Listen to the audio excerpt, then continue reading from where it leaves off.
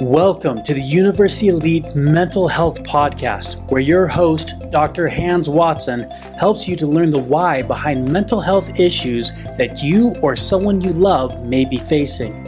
Dr. Watson is a nationally renowned psychiatrist who is also an expert in psychotherapy, a war-proven leader of the U.S. military, and the only person we know to be an expert in psychiatry, psychodynamics, diet, leadership, trauma, addiction, marriage, education, and more.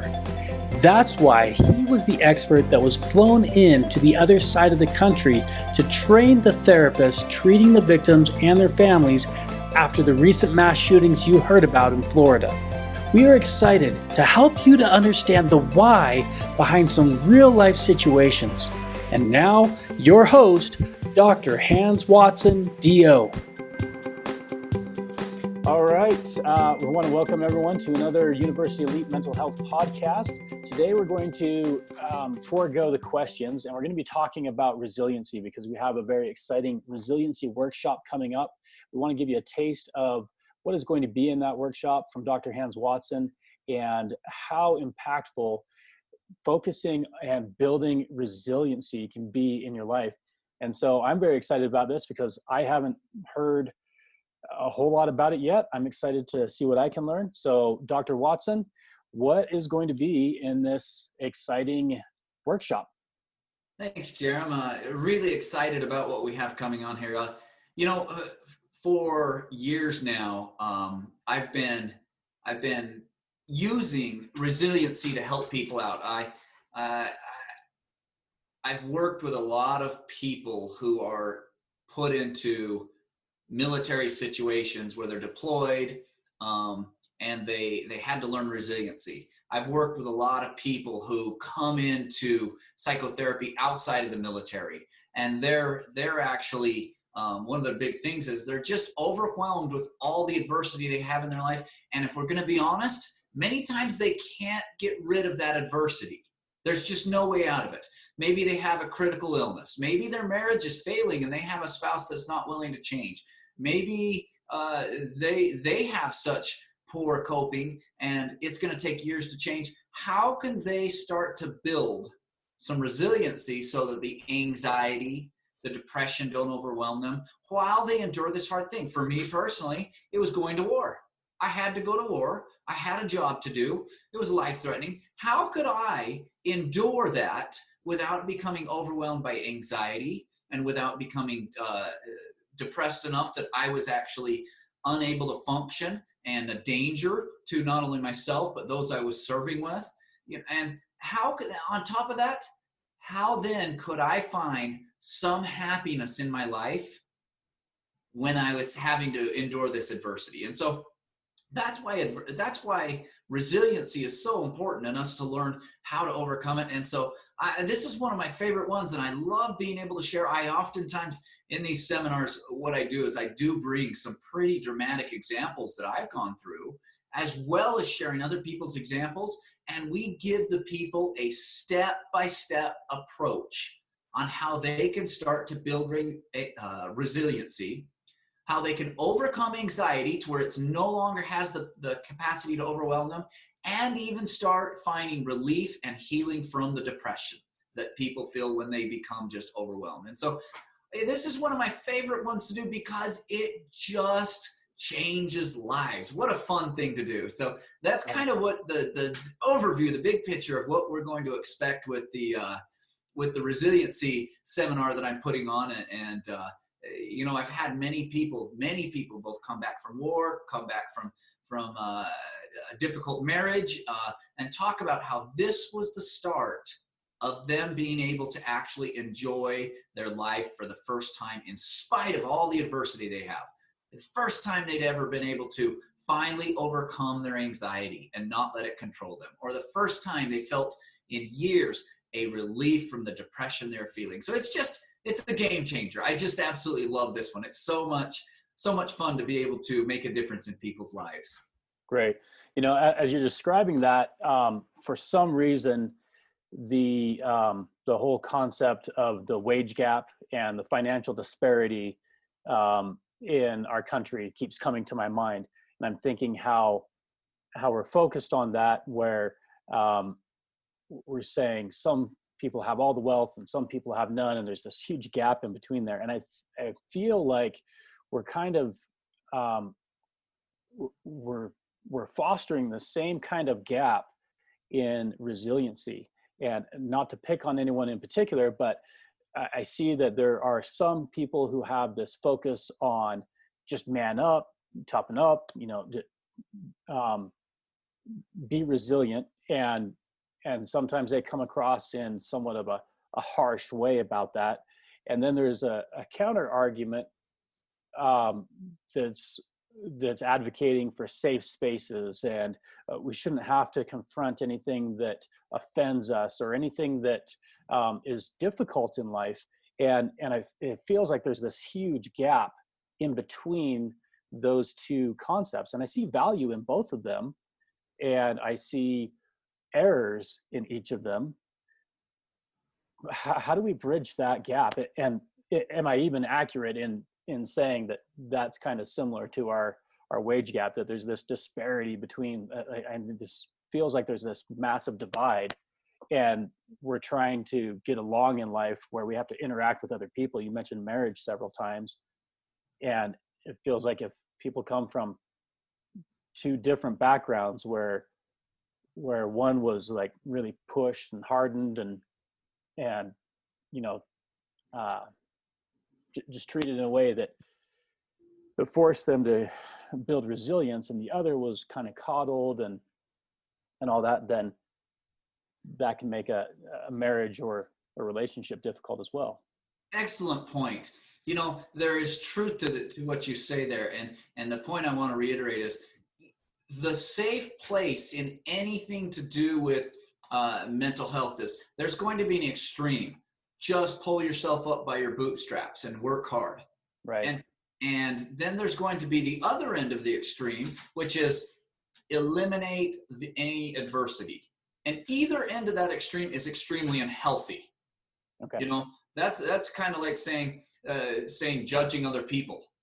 It's okay to judge as long as we're in that middle ground where we're willing to hear both sides and willing to think about it. But if we're on one end, hey, I'm only this, or hey, I'm only that, that's where racism, all these other types of bigotry, all that comes in, is either end of the extreme. The middle is where we want to be. And it's no different with this resiliency thing. Yes, there is a place to say, pull yourself up by your bootstraps, work harder. This is good. But there's also a place to say, I need some time to find relief, to recharge. Now, if you do one or the other, we talked about oftentimes, for instance, the other over here, that's what we talked about when we did our podcast on the Queen Bee. These are people, men and women, who want to just have nobody ever challenge them in life. And that we see just how it's pure emotion, they get away with it. And then you have those people who have no emotion, and they just say, just pull yourself up by your bootstraps. Well, the truth of the matter is there's physiology in between here that needs to be looked at. And that's part of what we're going to talk about there is the physiology that goes on. How somebody that is currently struggling can actually use a little bit of this and a little bit of this to build a really healthy place here. It reminds me of the story, there is this wives' tale out there, a little lie that we all tell ourselves. And the idea is that person was so lucky, they were born confident. They were born with that trait. It was a congenital trait. They were just born with the confidence gene. I didn't get that gene. And so, I'm not one of the lucky ones. And that's the lie we tell ourselves. The truth of the matter is, there is a little bit of this, let me work through it and overcome it. And there's a little bit of this, let me be smart enough to find ways to avoid some of the adversity that I don't need to do right now. And that's where that confidence gene comes up. And that's exactly what we teach in these resiliency seminars. And we do it. In fact, I'm sorry. Does that answer your question? Before I launch into a story I'm so excited to talk about, does that answer your question? I think so. I'm very excited to hear your story. But basically, you're saying that the extremes are bad, regardless of what side it is. and we really need to focus on a balanced approach. And on that lie that you're talking about, I think that sometimes that there's a backup lie, like lie plan B is that, oh well, if they weren't born with it, it's how they were raised, and I wasn't fortunate enough to have that parenting.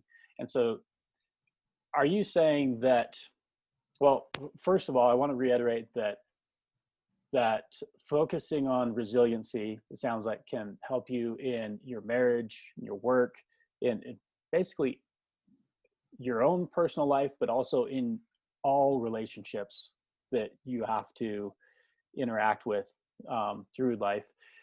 Absolutely. But anything that involves adversity, anything, if there's adversity involved, this resiliency that we're going to teach you, it will help that so you can overcome that and learn to enjoy your life in spite of it. So good point there. So anyone from walking age to potty training and beyond basically needs, has adversity. If you're a parent, you tell me if you're a parent, and I teach you how somebody builds adversity, and I teach you how this helps you to overcome anxiety and depression. You tell me this won't make you a better parent.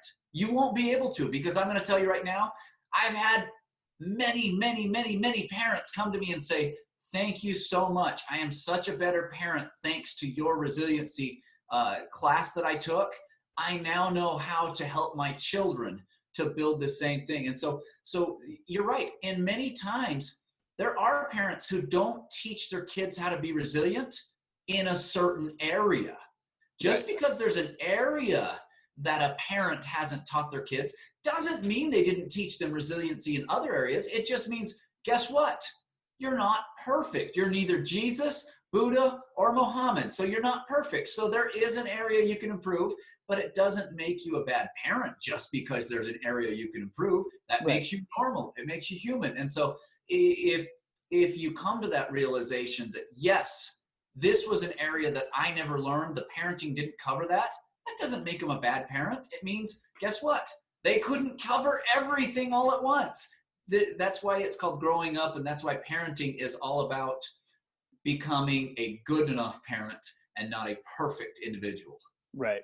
And if your parents truly did fail you in teaching resiliency, or didn't teach you as much as maybe your life requires, because life has changed, let's face it. Our parents grew up in an area where a certain level of resiliency was probably very adequate for the challenges that they faced and for the barrage of information and digital connectedness that we have. And now my kids are certainly growing up where a situation, I feel that they will need more resiliency or more focus on resiliency than was required for me. And so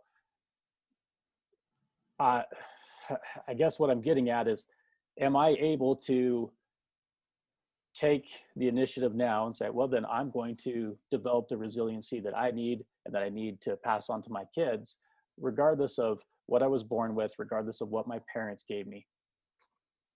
Yeah, and the simple answer is yes.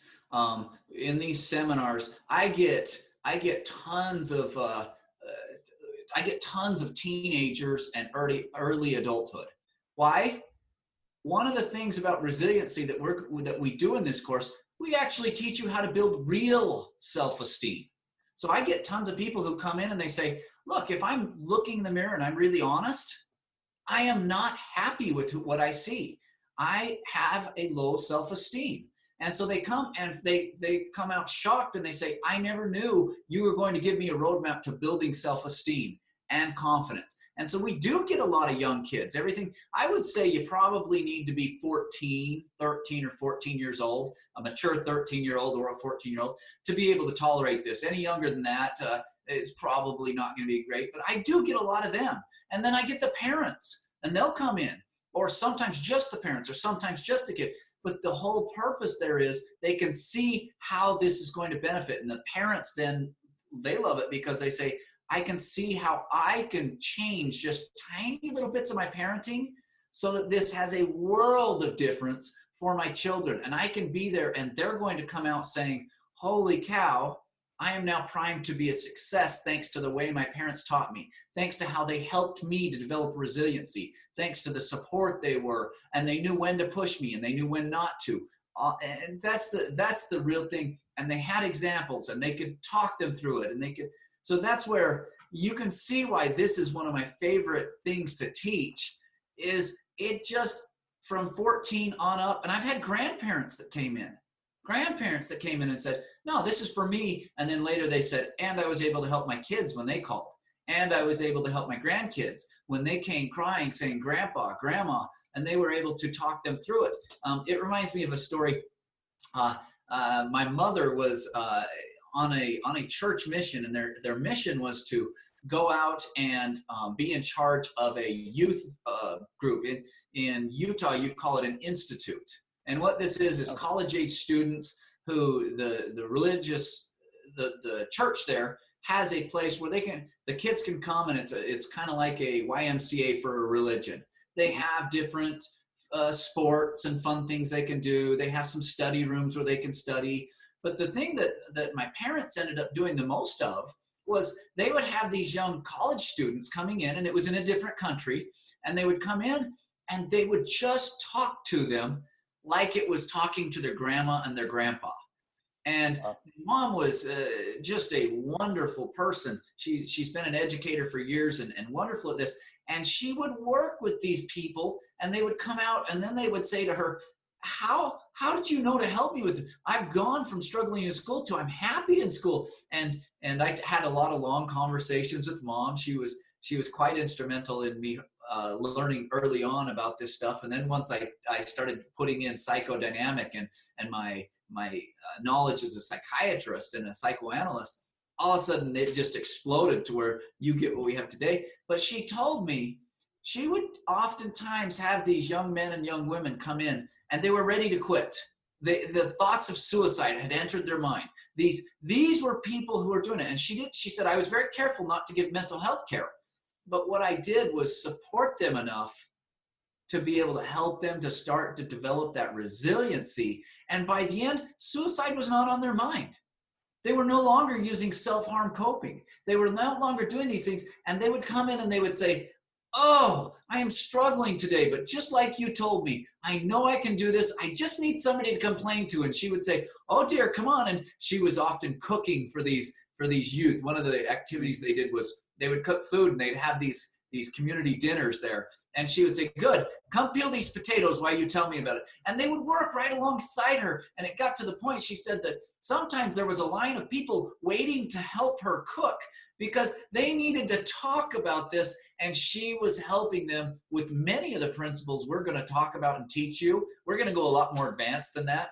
But she was able to help them because she had a lot of the knowledge that I'm sharing with these people. And she was able to just build them up to the point that they would leave confident, happy, building a self-esteem. They'd gone from no self-esteem to now they had established some, and they knew how to continue to build more. And she said it was interesting. She watched these youth, and many of them would come in dating a very unhealthy person. And as they started to improve, suddenly that relationship was no longer working out, and she watched them then find a very healthy person they would start dating, and they found such happy relationships. And she told me, I never once talked to them about who they were dating or that relationship. When they became healthy, they started selecting a healthy relationship themselves. And it was all that resiliency. So you can just see how many things for a parent, a grandparent, or even that youngster, how this is just life-changing. Wow, that's awesome. Let's jump into it then. Let's give people a taste of what this 3-hour workshop is going to have. Obviously, let's get as much of that into this podcast as possible. We can't cover it all, but what are some of the things that you can give people right now so that they can go out and actually improve their resiliency and get some benefit out of just this podcast? Oh, very good. So, one of the things I like to, and I've had people come back to me and say, you must always tell this story. So based on popular demand, I tell a story. So I was a college student. Oh, probably. And well, I won't worry about the age. I was a college student getting ready to apply for medical school. I had just decided I wanted to go to medical school. And so I had taken kind of a circuitous route to get there. And as I was getting ready to apply, I had my first child. My first child was about 2 months old, and my wife was there. I had that. We were getting ready to apply to med school, and wouldn't you know, I was in the military in order to pay for college. I didn't have enough money. My parents didn't. I didn't want to strap them with a bunch of debt to pay for my college. So I joined the military when I was in high school or shortly thereafter, excuse me. And then I went, and so I went and was in the military, had served for years. They'd paid for college. I had been enlisted. I'd done ROTC, and that's where I was. Well, wouldn't you know, one of my friends came to me and he said, "Hey, Hans, I need to talk to you." And he happened to work at the headquarters in there as one of the administrative people. And he pulled me off to the side after we were doing a training, and he said to me, "Hey, Hans, heads up, this unit over here just got a call to go to Afghanistan." And I said, "Wow, thank goodness I'm no longer in that unit. I'm glad I changed units." And they said, "Well, there's the rub. They went to the general and they requested you specifically by name." And I grew up in a little farm town called Fillmore, and they said, so a farm town, you grow up in a community, you know everybody, you work with everybody, you actually work on the farms. So you had to learn to think outside the box and solve problems and work with animals, which are all oftentimes require critical thinking and what have you. And he said, "Yeah, the colonel actually went to the general and said, 'I want to take Hans. He's a good Fillmore boy.'" And I said, "No, I don't want to go." And he goes, "Well, you really don't have a choice. The general already gave the thumbs up. You're headed to Afghanistan with this unit." I'm like, "I left that unit for a reason." Right. And so at the time, I couldn't see it. So here I go to Afghanistan, and I'm an intel officer at this time. And I'm an intel officer, and we go there, and we roll in, and they tell me, "Don't worry, we're going to be working with the Afghan army. And so you'll have yourself and an interpreter and sometimes a sergeant, an American sergeant. And you're going to live with this Afghan unit and essentially do what the Green Berets usually do, which is teach them how to be better at their jobs." And I said, "Oh, okay, I could do that. I'm quite a competent intel officer. I feel very confident. I have some extra training. I can do this." And so we're training up, and the whole time there's actually this group of 16 guys who I'd grown comfortable with. I knew which ones I would trust to do training, and which ones I would probably want to be there because they may or may not be quite as competent as their peers. I knew who I trusted, who I didn't, all that stuff. So we train up for many months. And they send us into Afghanistan. The first day we get into Afghanistan, wouldn't you know, they say, "Oh, by the way, we're glad you're here." And we get to this little base in Kabul. And we're like, "This is awesome. We can do this." They had a TV. We actually, the first day we got there, they had these giant barbecues. And we look out, and there are T-bone steaks on the barbecue. And I'm like, "What is this?" And they're like, "Oh, this is dinner." And I'm thinking, I can handle this. This is going to be okay. So we roll in there. That night, they had lobster and steak for us to eat. Oh, and wow. like an idiot, I'm thinking, this is the way it's going to be. Yeah. They're giving us, and then that night, something interesting happened. They came in, and they just start giving us all kinds of really fancy wartime equipment. Like I had a little, the guns they gave us, they gave us new attachments to where they had all these, they call them rails, where you can put flashlights and all kinds of doodads and scopes and stuff all hanging off your gun like you see the Green Berets have. Right. And I'm like, this is awesome. They're giving us all kinds of equipment. Still not realizing, why would they give us this equipment? They don't give this equipment to every average soldier. What is going on here? And I'm thinking we had steak and lobster, and there were all kinds of vegetables, and there's all the soda you can drink. I'm feeling like this is good. They give us this stuff. And the next day they come in and they say, "Okay, good job. all right, Lieutenant Watson. And at the time I wasn't a doctor. This was before medical school, of course. And they say, Lieutenant Watson, here's your sergeant. And the sergeant, hey, good to meet you there, Sergeant. Here's your interpreter. All right, good to meet you, interpreter. This is your Afghan infantry company that you're going to go out and fight alongside, and you're going to kill or capture any terrorists in this entire state in Afghanistan. And I said, oh, hold on. I think there's been a mistake. You see, I'm not an infantry officer. I'm an intelligence officer. I do intel analysis. I do counterintelligence, interrogation, that type of thing. And they looked at me and they smiled and said, well, that could come in handy. Here's your infantry company. Here's your interpreter. This is your sergeant. You're to go out and kill and capture. And I said, I'm sorry. I must not be communicating clearly. Just let me explain what's going on here. You see, I'm trained and one of the top intel officers you're going to meet in the country. I'm actually trained in human intelligence. And they kind of, did one of those, they held up their hand to stop you. Mm-hmm. That's really good, Lieutenant. Here's your infantry company. Here's your interpreter. Here's your sergeant. Now come over here. You're going to sign for this machine gun, the equivalent of an M60. The machine gun. On top of it, we're giving you a scope that has infrared and as well as thermal imaging combined in one so that people can't hide from you. That goes right on top. And I'm thinking, I've never seen one of these, much less. And you're signing for an entire Humvee, an up-armored Humvee. And inside it, you're signing for the satellite stuff. And I'm thinking, wait a minute. This was my new role.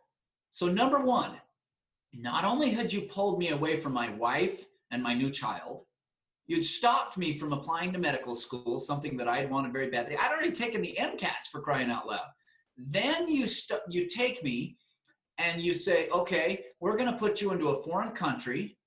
You're now going to be not living with Americans, with Afghans. You're going to be fighting in a job that you aren't trained specifically to do.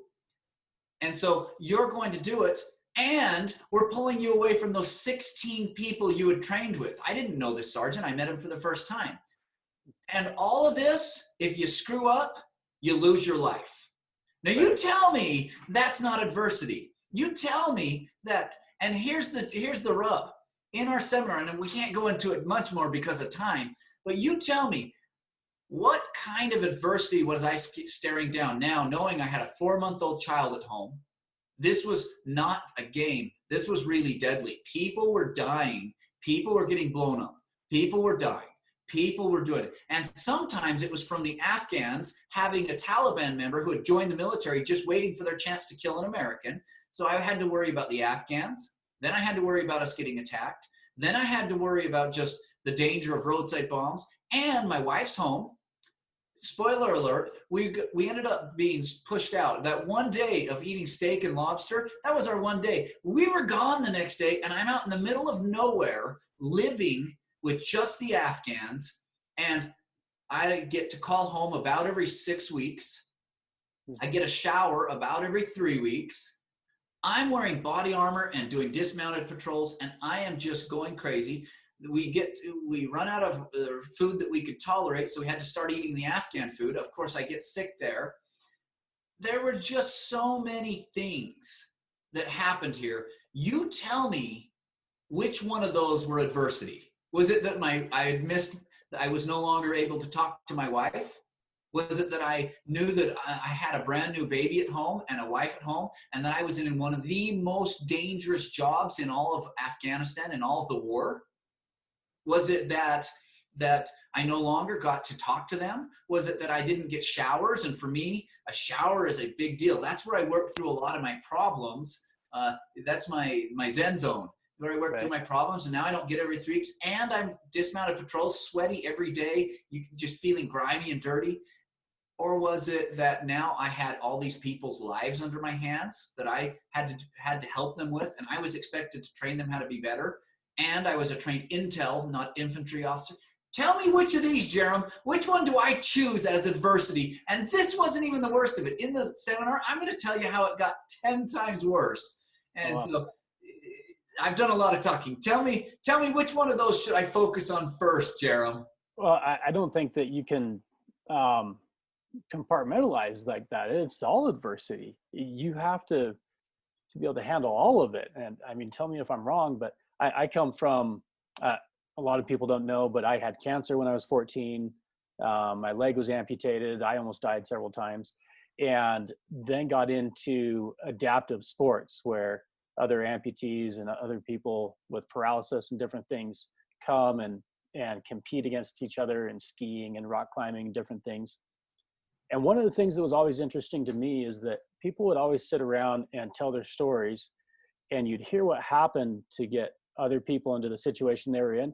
And everybody was sitting here saying, oh, wow, I could never handle that. I could never survive what you went through.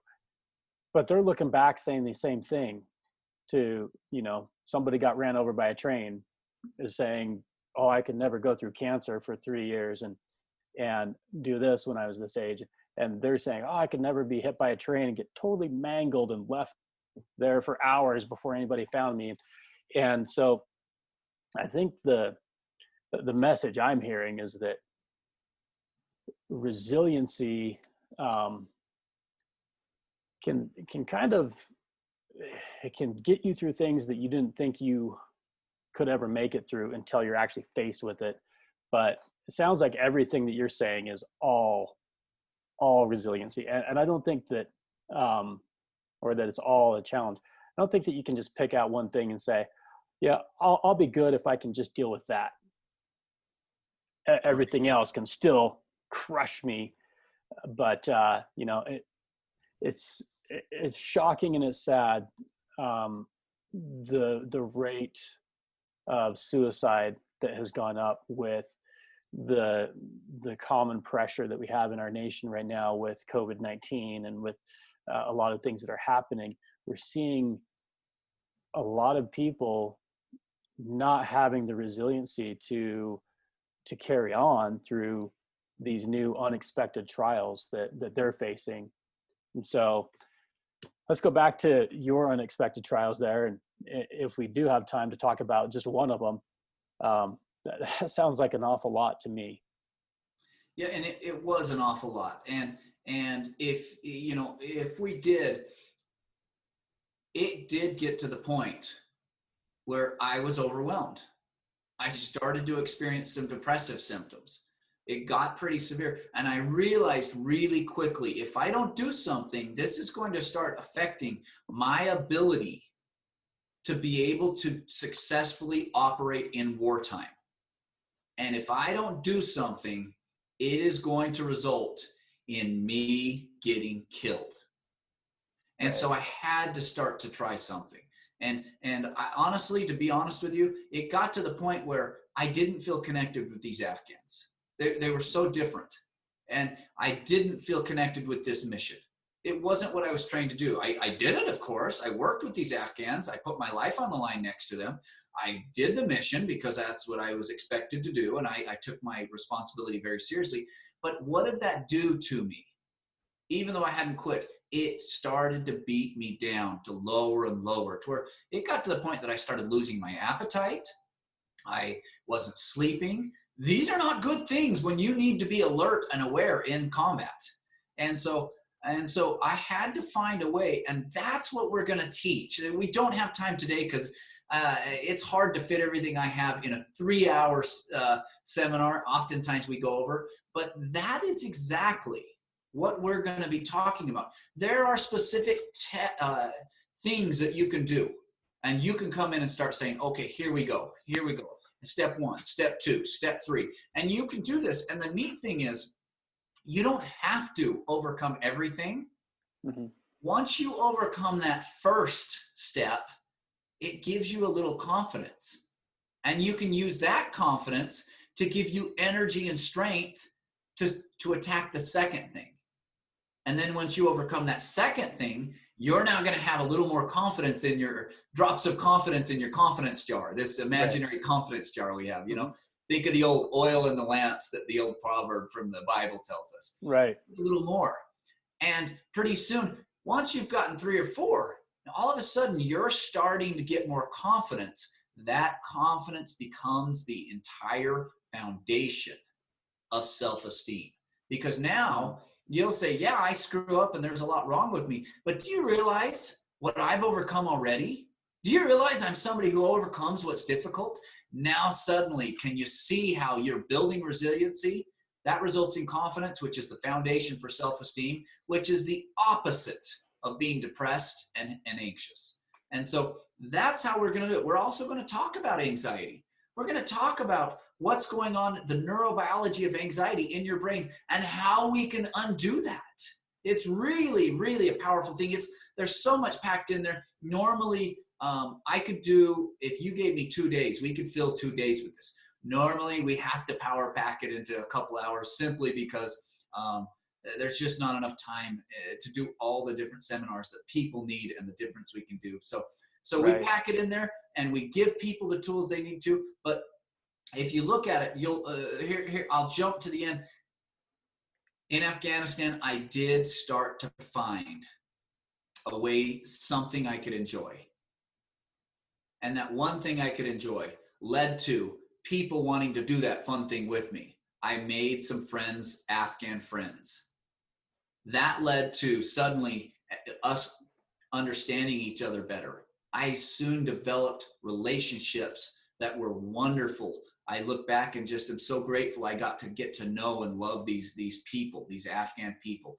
That allowed me to feel safe enough with them to where they were with me and were in the stinking countryside interacting with the people, and they're helping me say, this is a good group of people. Let's go interact with them. And I got to experience the culture and learn to love the culture in Afghanistan. And other times they'd say, it's not safe here. We are not interacting with the culture here. And these were the locals who knew what was safe and what wasn't.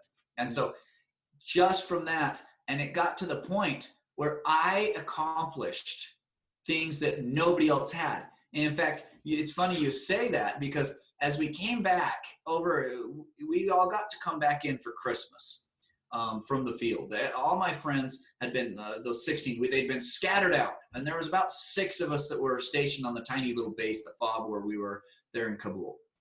And we all got back in on Christmas Eve. And it was quite an emotional time to see these brothers of mine who I hadn't seen. And we got together and we talked. And it was amazing how, as we were telling each other stories, essentially, we were working through in a safe, trusted environment. We were processing terrible things that we had had to endure in wartime.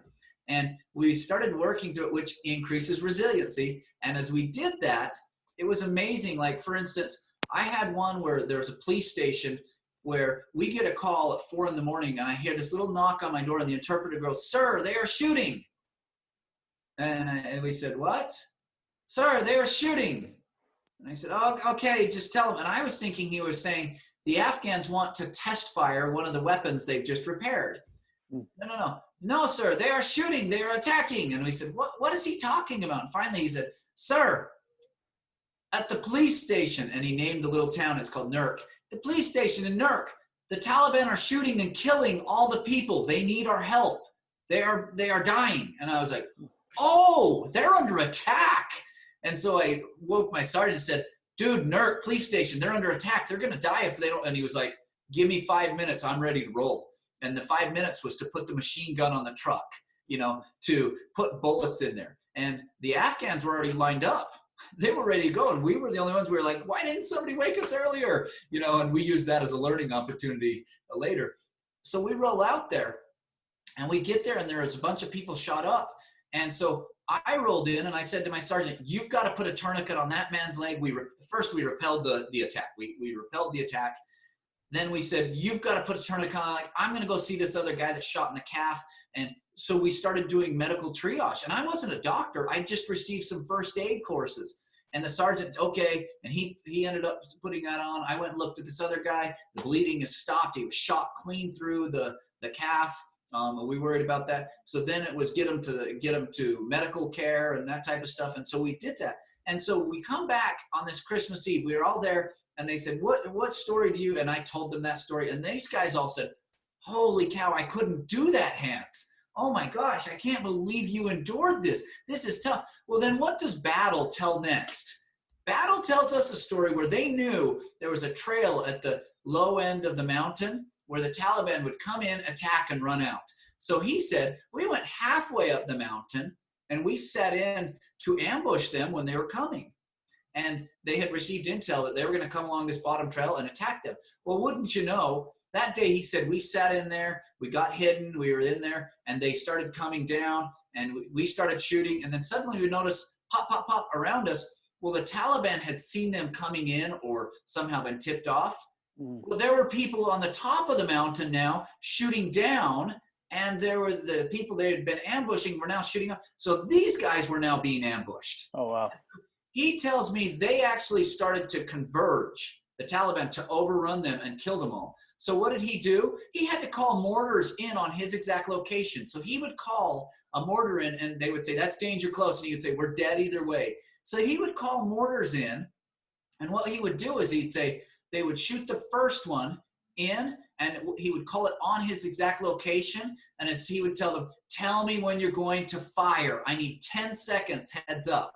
And they'd give him 10 seconds heads up. So when they said 10 seconds for firing, he would yell now. And all of his Afghans and them, they would jump up and just start running back towards the base. And as these Taliban came to envelop and to overrun them, they would now come into the place where these guys just were.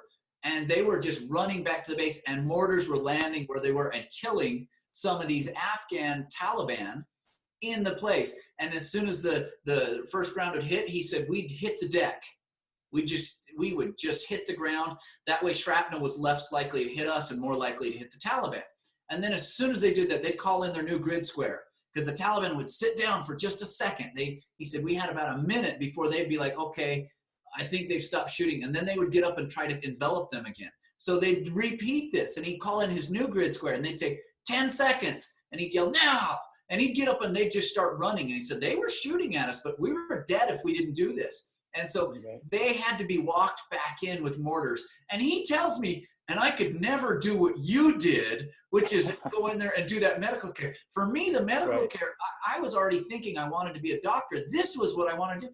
For him to do the mortars, that was no big deal. But the medical care, I could never stand to do that. And it was interesting how we each had resiliency in a different area, and we each had to build resiliency in a new area. And so this is the kind of thing we're going to use to show you and to point it out to people. Just because somebody's good at something and you have resiliency in one area doesn't mean that you're not going to have to learn in a different area. And it's not as hard to learn. It's just hard to do the work that allows you to build that resiliency, but we give you a game plan that makes it doable. And so, even though we don't have time to do much more, these are the stories where, just like you were talking about, yes, this person got through this, and this person, one of them had cancer and had his leg amputated. Another one was hit by a train. I'm sure there was others, or whether it's this guy had to deal with the horrors of people that were injured and killed in war. And this one had the horrors of being attacked and having to call in mortar fire on their own position, and still other things. And each of us is uniquely placed into a position where we can succeed. And that's the cool thing, is I teach you how you can succeed regardless of where you're placed, where you don't always have to run away. Sometimes we'll teach you so you can distinguish when is it appropriate to run and when is it not. Because if we had told Battle, just stay there and fight, he would have been massacred. That was an appropriate time to run. My time was not appropriate. So these are the things we're going to teach and what have you. Awesome. It's reminded me of a quote that I'm not 100% sure on the origin, so I'm going to say unknown. But as you're talking about building that resiliency, you mentioned something about it doesn't necessarily make the thing easier. And the quote, if I can remember it properly, and I'll probably butcher it, but it said something to the effect that which we persist in doing becomes easier for us, not because the nature of the thing has changed, but because our capacity has increased. And I've always thought that that's such a powerful quote, that life can get easier but never because you just ask for it to be easier. Oh, just make my life easier. I think all of us ask at times, why can't life just be a little bit easier? Why is it so hard? And I'm getting the impression that life can be easier. It can be more enjoyable. It can be something that we can handle without so much stress and anxiety and some depression, some of those things that you mentioned, but only through us increasing our own capacity to handle life as it is, because life itself is only going to get harder. And so we need to get stronger. And my son was showing me a gym yesterday after we swam. He really wants to get in the gym and wants to lift weights. And I grabbed this 70-pound barbell, and I picked it up and sat down on the floor. I was like, okay, can you pick this up? And he's sitting there with both hands just trying to lift this, and it was like it was welded to the floor. It was really fun to see. But he was like, wow, how can you do that, Dad? And I was like, it wasn't easy for me, but I was like, yeah, I can lift a 70-pound weight with one hand. And someday my child will get to that point that he'll be able to do this as well. And so really seems to be what it's all about, is us increasing our strength and making it to the point that the weight that we do have to lift is easier for us. Not that it's gotten any lighter, just that we've gotten stronger. And it's amazing how much easier it gets when somebody teaches you the correct form and way to do it. The plan we give our people is what allows them to overcome adversity with half the effort that would normally need. Right. It's amazing how the old saying, work smarter, not harder. Mm-hmm. That's what our goal is. Our goal is to teach you and give you the clues to say, if you do it this way, that same amount of weight's a lot easier. Right. It's almost like applying a lever. Right. Now all of a sudden it's like, oh, you could lift way more because now you have the tool that gives you leverage and gives you a strategic advantage. And that's where we come in. We come in and we teach exactly this. We teach you how to maximize the neurology, the biology, and the psychology so that you come away ready to do it. And then we teach you how to use that strength you've built in the future so that you come in already being the big, strong muscle man the next time somebody throws adversity, to where when they throw out and they say, here's a 40-pound dumbbell, you're going, 40? I'm used to 70. This doesn't even faze me. Right. And now all of a sudden, what has changed? And so that's where I'm so excited. I'm really excited for this resiliency seminar we have coming up. The people that come, they're going to get a treat, is my gut impression. They're going to come away going, holy cow. And it's not only entertaining, it's fun. We do interactive, but on top of all that, it is life-changing. And how do I know that? Because I've heard it hundreds, maybe even thousands of times from the people who I've done this for. The military's been very fortunate. They got this for free for years. Right. And it's amazing to me how many times I hear the kids coming back repeating the point of my story, saying, one of them is, I'm going to teach you, and we don't have time today, I'm going to teach you how to find your torch. And it's amazing to me how many kids I see, and I would see them just in the grocery store. And they would say, hey, sir. And hey, can I help you? I don't know who they are. And they say, I came to that talk you gave, and they're talking about the resiliency seminars that I put on. And they said, I just want you to know I found my torch, and I have never been happier. Thank you so much for helping me to find a torch. And I tell them thanks. And half of the time the kids will say, can I give you a hug? Oh, okay. All right.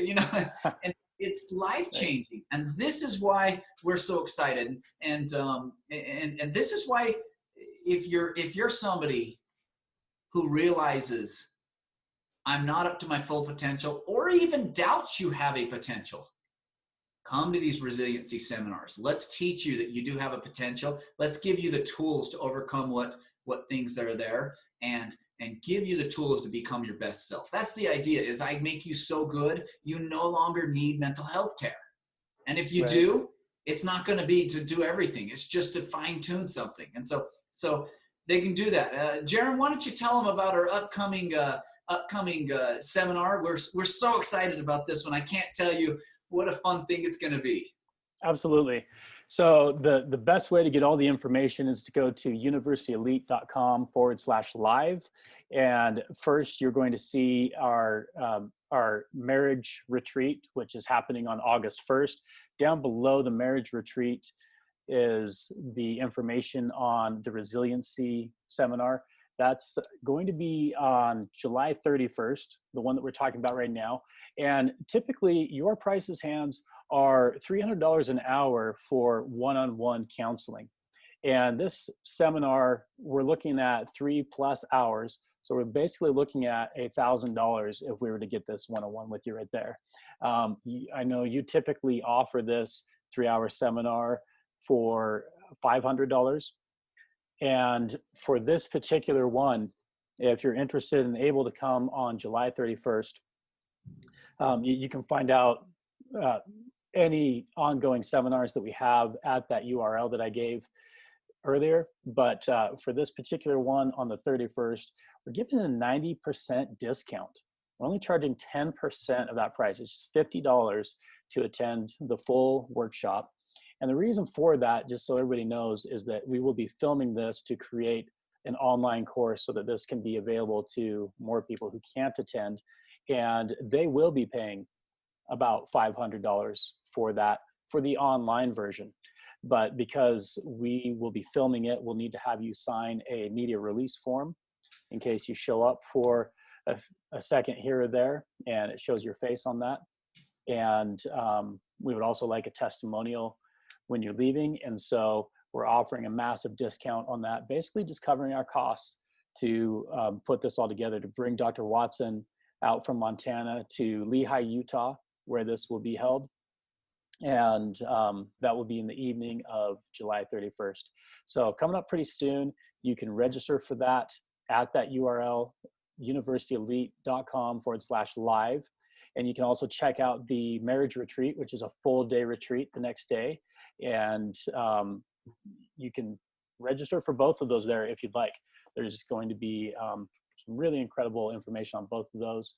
And both of them are really going to increase your capacities for every situation in life. So if you're married, please check out the marriage retreat as well.